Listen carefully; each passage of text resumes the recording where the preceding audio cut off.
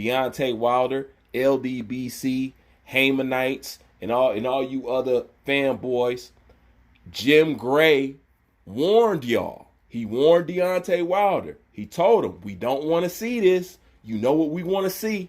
We're not going to have too much more patience. If you want to be considered as one of the greats, your ass going to have to get it on. And what did all y'all do, including Wilder and including Al Heyman? You ignored it. Now this dude looking like the straight up fool of the century. Deontay Wilder versus Luis Ortiz not picked up by Showtime because they just doesn't believe it's going to make any money for them. Wow. It's a whole lot I could do with this. It is a whole lot. Well, number one, it just goes to show you how dumb Deontay Wilder looks when he's talking about his loyalty to Showtime and how Showtime is this and how Showtime is that. And then all of a sudden, they don't believe in you enough to pick up your own fight because, you know, they don't want to lose no money. So they rather give it to somebody else to go gamble with. Okay. That also brings into question and into realization about the true status of Deontay Wilder. You know, he claimed he was such a big star in America. You know, can anybody tell me the last time a heavyweight champion, as far as modern times, couldn't get one of their fights picked up by their home network? If you find that out, let me know. Leave it in the comment section. Okay? So that tells the real status that he's at. Okay? So that lets you know this entire time, whatever he was being offered, whatever he thought he was, whatever illusions that he put up, it was all based on another man, not himself. Okay?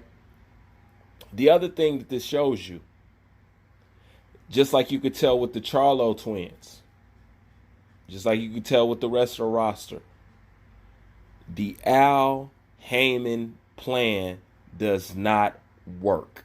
Okay? You trusted in the Al Heyman plan. You fought bum after bum after bum after bum after bum, and he told you it was okay, you'll be able to get away with it. Then you fought bums all the way up until the point that your own home network doesn't even want to pick your fight up. Okay? Because that's how much people don't want to see a Deontay Wilder versus a Luis Ortiz. Okay? But you're supposed to be so popular and you're supposed to have this fan base. But let me not escape Al Heyman. Okay? You trusted in this man, right? You trusted in this man to the point you turned down 120, 130 million. Well, you know, we're not even counting the money you turned down with Dylan White and everything else. You know, we're not even counting that. Turned it down only to turn around and have to put your fight on Fox. Doesn't that show you at this point in time that his plan does not work? All right, it does not work. Please take a look at the Charlo twins. Please take a good look at these boys. Look at these boys' records. It consists of absolutely nothing. Nothing Pacific. That's what I say. If you follow the Al Heyman plan, you're not going to have a boxing legacy. Okay? It doesn't consist of that. His is boxing with training wheels. You know what I'm saying? Over there, they ride bikes with helmets kind of guys. You know, that's what's going on. But it just goes to show you this plan doesn't work. How does he plan to replace that 120 million that you lost? Do you know what's going to happen when Anthony Joshua, well, if Anthony Joshua beats Andy Ruiz? Do you know what's going to happen? He's going to ignore you. Okay? He's going to ignore you. And you're going to try to beg for a fight that you're not going to get. At least that's what I would do to you. I would turn around and ignore you, starve you out, make you have to retire. Okay? And the only way, and peep this, and the only way I would give you a fight is if you accept the original offer I offered your ass from the very fucking beginning. And it might be less than that. But that's what you are going to revert to if you want to fight with me. We're going to take it all the way back before you tried to play with the 50 million, all the social media games, before you tried to tell the world I was a coward and this, that. I'm going to take you all the way back to step one, okay? And I'm going to slide that original deal right back up in front of your nose and watch you eat crow. What you going to do, not sign it? Yeah, you ain't think about that, did you? What you going to do, not sign it? Nah, you're going to sign. See, Anthony Joshua, cool. He can ride on to the sunset at this point. His people is going to love him. But Americans, we not like that, man. We not going to forgive you like that. We the type of people, we love you in the moment, but give us a time and let somebody else come along. We going to crucify you. You know, I'm just talking about the nature of the beast, which I know to be America. That's what's going to happen. But if I was Anthony Joshua, I'd starve you out until you accept the original offer I gave you in the first fucking place. How about that? And that would have to be some embarrassing ass shit. It would be humbling. It would be humbling. Because if you don't fight Anthony Joshua, you're going to go ahead and you're going to retire. Just like Eddie Hearn says. But I want to point something out that's even more damaging than that.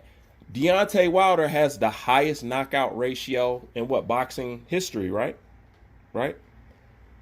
How does a person, we watch fights for knockouts, right? Knockouts is what it's supposed to be all about. Everybody watch a fight for a knockout. That's why they love Mike Tyson, right?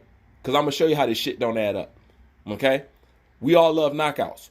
Who got more knockouts than Deontay Wilder? Okay? How does the man who has the highest percentage in knockout ratio in boxing history, has one of the best highlight reels, cannot sell a 15 seated 1,000 arena? How is that possible? How can you be this exciting? And how can you have knockout after knockout, which is unusual? You're the first to do it, and you not be some kind of phenomenon that you're not talked about anywhere and everywhere? But most importantly, how do you have all those knockouts and you can't sell? Those two things don't add up. They cancel each other out. Like I told y'all, it's like a prostitute nun. You can't be both. They don't exist. It cancel each other out. So he has a casual fighting style, or knockouts, which appeals to casuals, but yet they don't want to watch him fight. And not only that, not even his own fan base. I had a video on Tyson Fury called The Ticketmaster.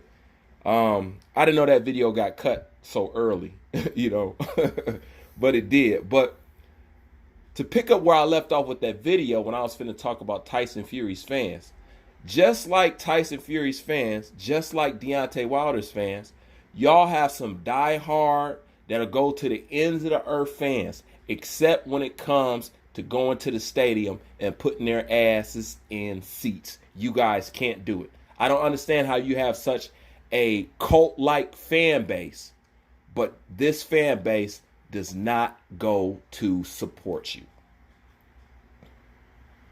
You post that his fan base does not support you. Okay? You would think out of all the LDBC and all this other stuff and all this, you know, as big as fathers, you know what? It's a damn shame.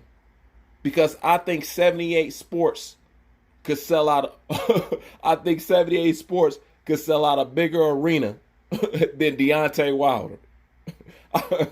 I guarantee you that's probably the truth. He'll have more people to show up to the stadium just to look at his ass eat 1,000 hamburgers than Deontay Wilder can to get somebody in the stadium to watch him knock somebody out. You know what they call that? That is the results of fighting bums. You can't even knock out bums and people be interested no more. And when your own home network doesn't pick up your fight, my friend, you are in a bad situation. You are in a bad situation. You better pray that he shows mercy on you and he offers you the original offer. Because other than that, especially after everything Anthony Joshua's has gone through, man, they gonna dick y'all totally around, because it's not just about Wilder and stuff like that. It's about Heyman. It's about the outfit that parades behind you. You know what I'm saying? And not only that, they're not too quick to go back in business with your side of things, because you guys are straight up tyrants. You know what I'm saying? Any and everything. And who wants to go through that? Bruce Vane, I'm out. This fight will happen. The big fight will happen. I promise you that. We'll come patient, come time, and I just want you guys to have patience and give us a little time to make this thing happen.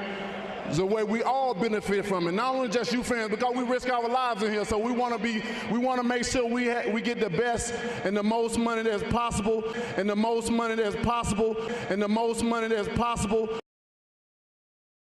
It's not all about how much money you can make. It's more to being a champion than making money. Not only just you fans, because we risk our lives in here. So we want to make sure we get the best and the most money that's possible before we risking our lives. It's more to being a champion than making money.